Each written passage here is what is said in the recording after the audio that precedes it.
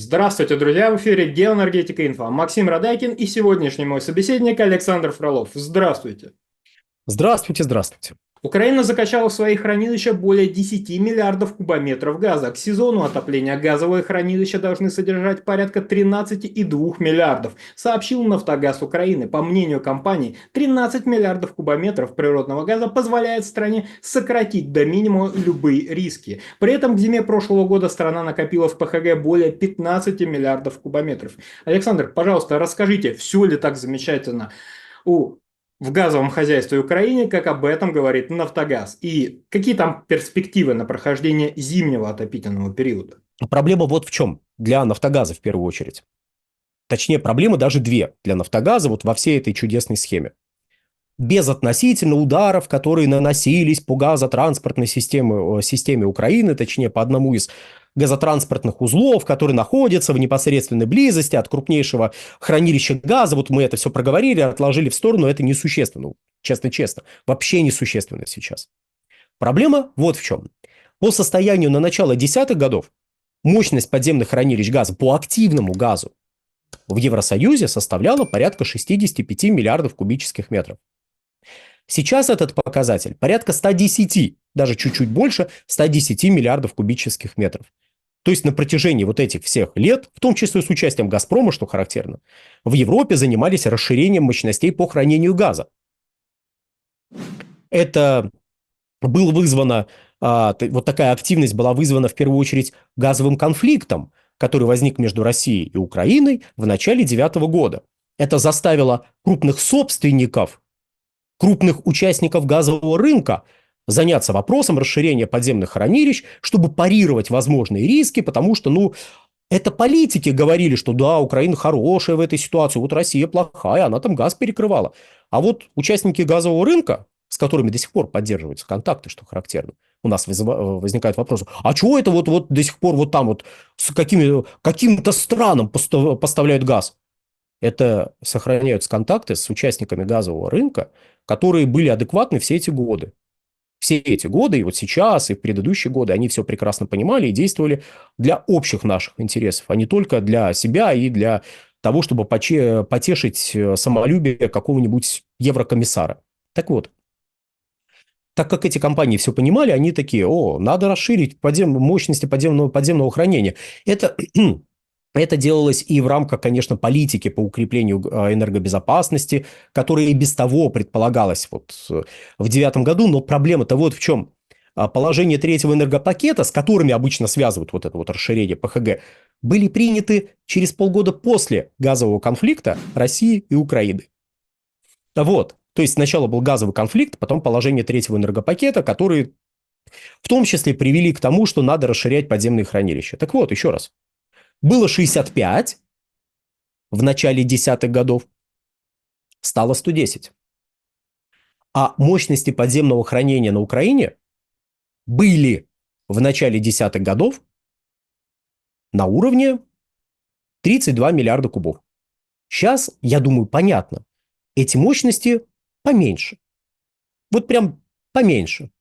На несколько миллиардов кубических метров. Прям вот поменьше. Сокращение некоторых параметров подземных хранилищ газа, находящихся в управлении «Нафтогаза», до сих пор не в полной мере устаканились, поэтому о точных цифрах на данный момент говорить рано. Давайте я так сформулирую, если вы не против.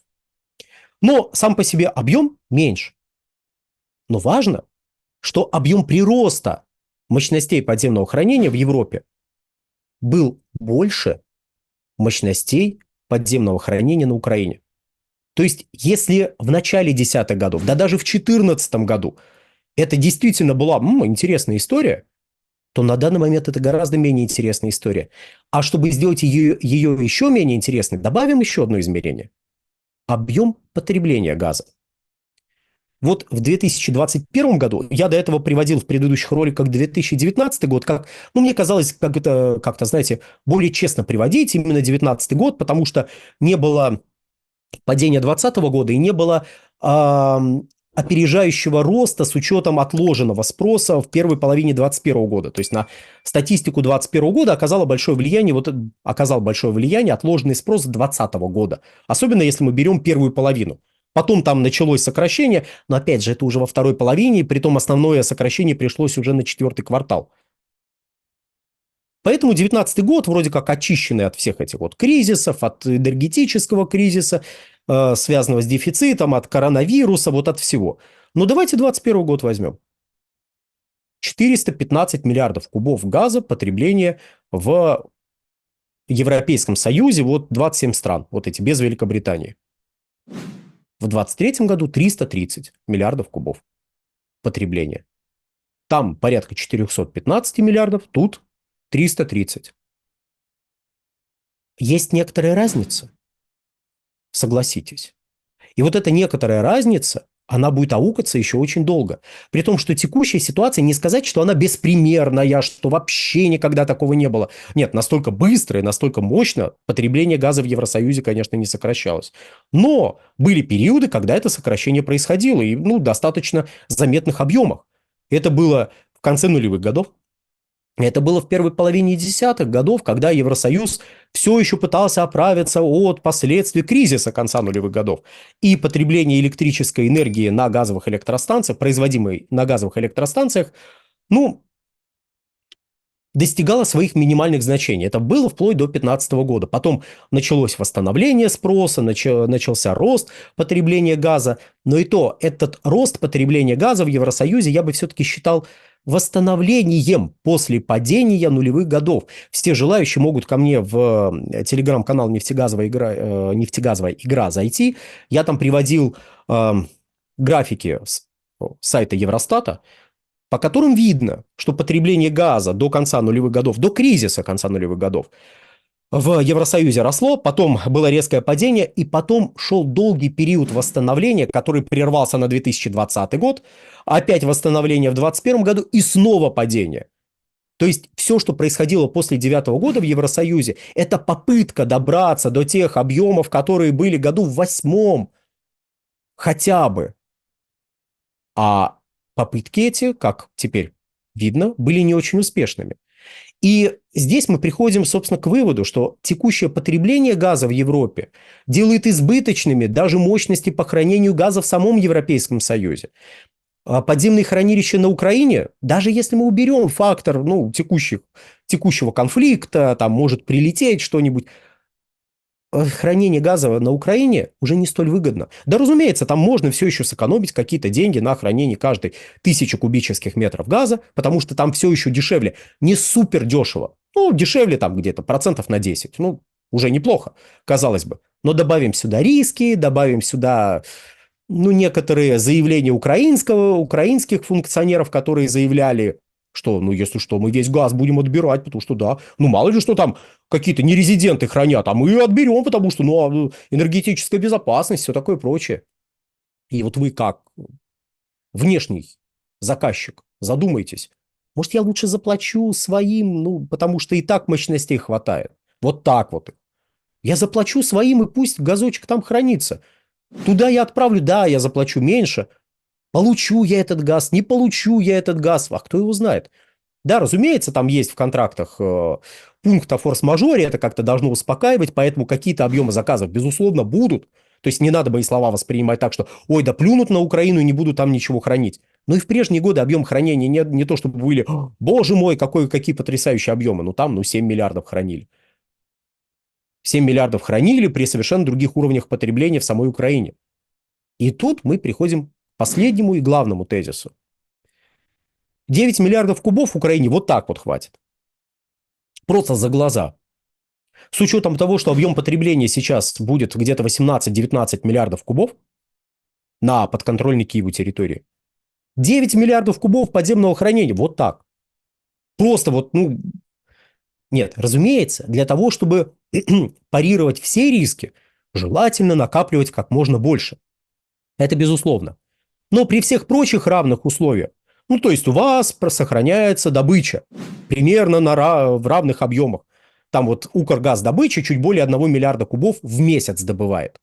То есть порядка 13 миллиардов кубов, там 13,5 в год, где-то чуть более 1 миллиарда в месяц. И плюс у вас подземные хранилища, плюс еще независимые игроки что-то там добывают, какие-то объемы. Все, вам этого хватает. Тут, правда, можно задуматься о неких конфигурациях использования газа в предстоящей зимой, но при прочих равных условиях, опираясь на данные отопительного сезона 2023-2024 годов, 9 миллиардов, да нормально. Нет, вы, конечно, закончите прямо на сухих-сухих хранилищах, но вам хватит.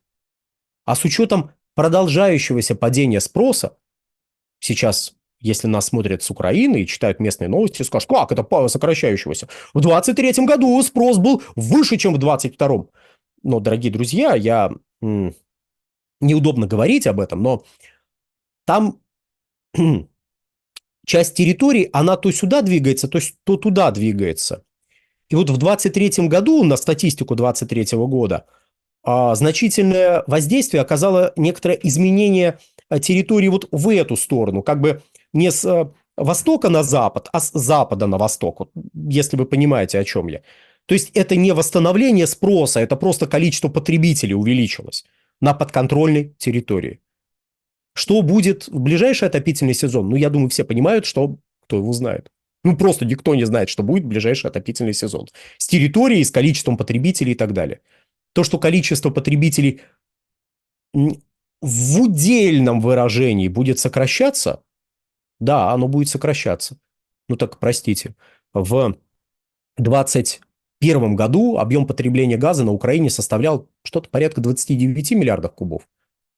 А в 2008 году это было порядка 65 миллиардов кубов.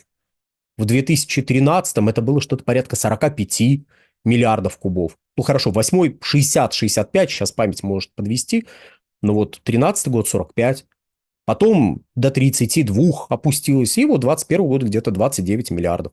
Сейчас меньше 20 миллиардов кубов потребления.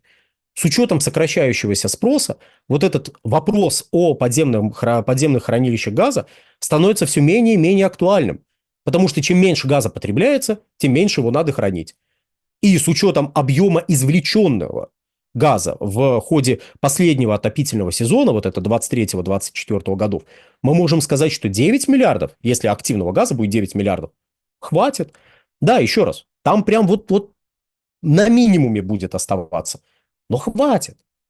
И тут переживать не стоит, ну, из-за этого фактора. Поэтому «Нафтогаз», когда вас успокаивает, что вот 13 миллиардов, не уточняет, какой объем там нерезидентов, какой объем буферного газа из указанных объемов. Вот когда он все это не уточняет, да и ладно, да и все равно. Ну, как, в принципе, «Нафтогаз» относится к своей деятельности. Я думаю, все поняли, вот как конкретно я пытаюсь описать отношение «Нафтогаза» к своей деятельности, к его деятельности.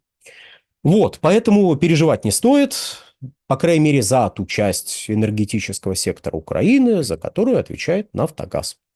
На этом, дорогие друзья, будем заканчивать. Все. Александр, большое спасибо за комментарий. Друзья, на фоне прямых разговоров о блокировке YouTube и фактического его замедления на территории Российской Федерации, призываем вас скорее подписаться на наши телеграм-каналы Геоэнергетика Инфо и Александр Фролов. Все ссылки будут в описании к данному ролику и в закрепленном комментарии. Там же будут реквизиты для желающих финансово поддержать наш проект в условиях лишения монетизации. Спасибо, до новых встреч! Да, дорогие друзья, подписывайтесь на телеграм-канал «Нефтегазовая игра» с Александром Фроловым, на телеграм-канал «Инфотек», на YouTube, пока не отключили «Инфотек», ну и в ВК тоже на «Инфотек» подпишитесь, специализированный отраслевой портал.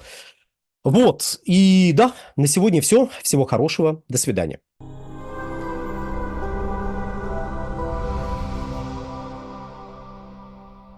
Уважаемые зрители и слушатели, по-прежнему продолжается политика Ютуба в неизменном виде. По-прежнему велик риск того, что Ютуб для России перестанет функционировать. Одним из новых направлений проекта «Геоэнергетика» мы будем пробовать все имеющиеся у нас материалы в том или ином виде, отредактированного, возможно, размещать на портале Дзен. Яндекс.Дзен – это все-таки пока еще наша отечественная платформа, там можно работать без цензуры, поэтому предлагаю, заглядывайте. Вы знаете, что часть роликов, в которых содержится слово «Украина», мы вынуждены цензурировать. Вот там это будет в полном объеме, и, может быть, это покажется вам более интересным, более живым. Ссылки на наш Яндекс.Дзен есть в описании. Подписывайтесь, комментируйте, высказывайте замечания, пожелания. Всегда будем рады на них откликнуться. Всем спасибо за внимание.